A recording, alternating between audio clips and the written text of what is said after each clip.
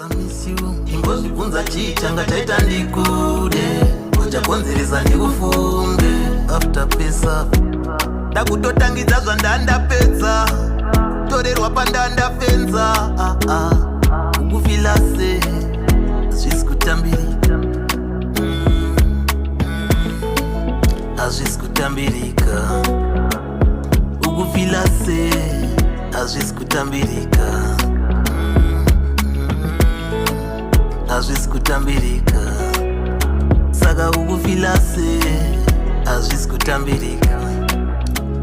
ndaida kupiwawo ndaisada kuzosiwa zverudo iwe waidiwa ndakatombouzwa kunzi wangu sapinda nemoyo just to remember paya nchida kuzwa zvese ndaida kuziva kuti mangwana zvisazondinetsa ndakudhakwa nemanyati zama kuda kupudza moyo nyaya dzerudo unogara wakazvimba chete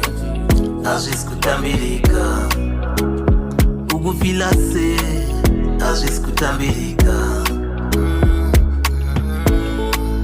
hazvisi kutambirika